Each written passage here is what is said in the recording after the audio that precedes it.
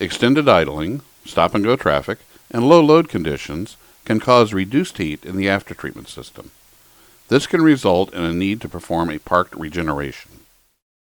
Under these and similar conditions, the system will illuminate the DPF warning light in the instrument cluster to indicate that the DPF requires regeneration. If the DPF lamp turns on, follow the instructions described under How to Start a Park Regeneration of the DPF outlined in the operator's manual. Once the regen begins, the engine will increase RPM automatically to remove hydrocarbon deposits and moisture from the DPF. The engine speed will remain elevated for 20 to 60 minutes. If necessary, the speed of the engine can be decreased back to idle by depressing the accelerator, the clutch, or the brake pedal, but this will cancel the regen. Now let's review how to control the regeneration process and use the regeneration switch. Your vehicle may be equipped with either a 2 or 3 position regeneration switch mounted on the dash. If equipped with a 2 position regeneration switch, the driver can initiate a parked regeneration when certain operating conditions are suitable for regeneration. However, you will not be able to stop a regeneration if the aftertreatment controller has initiated one automatically.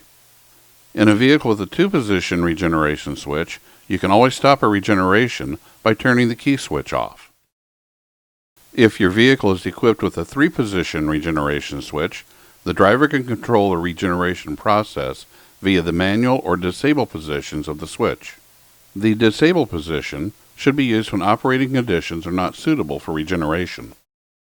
Let's look at how to enable an automatic regeneration of the DPF while driving. Make sure that any 2 or 3 position regeneration switches are not in a position that will prevent a regeneration from happening. This may vary by year and truck model. The instrument cluster will illuminate various icons to indicate that a regeneration is needed. These are covered in a video on warning lamps. The aftertreatment system requires conditions that are typically found in highway driving to regenerate the DPF. If a DPF warning lamp is illuminated, the easiest option is to assist the aftertreatment by proceeding to the nearest highway. Select a highway that has a posted legal speed limit of above 35 miles per hour. Drive your vehicle until the DPF warning lamp goes off. This may take 30 to 45 minutes at speeds greater than 25 miles an hour. Now let's look at how to start a parked regeneration. In some operating conditions or drive cycles, the DPF must be regenerated by initiating a parked regeneration. Pull the vehicle over to a safe location. Ensure that no one is in the immediate vicinity of the tailpipe or aftertreatment system. Maintain a minimum of 1.5 meters or 5 feet of clearance to any combustible materials from the edge and top of the vehicle. If you need to operate the vehicle in an environment that contains ignitable vapors or flammable materials, look to see that your vehicle's regeneration switch is equipped with a disable function.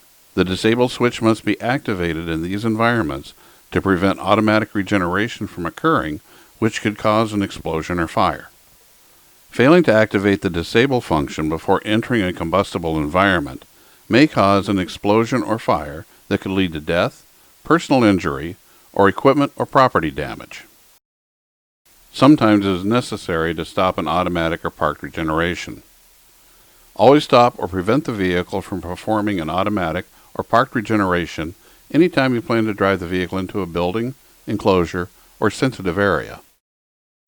Turn the vehicle ignition switch off to stop and prevent the DPF from regenerating. Alternatively, if the vehicle has a DPF switch, depress it to the disable or stop the regeneration position. Turn the ignition switch off if the regeneration switch does not stop the regeneration, or if the vehicle does not have a switch that will stop the regeneration.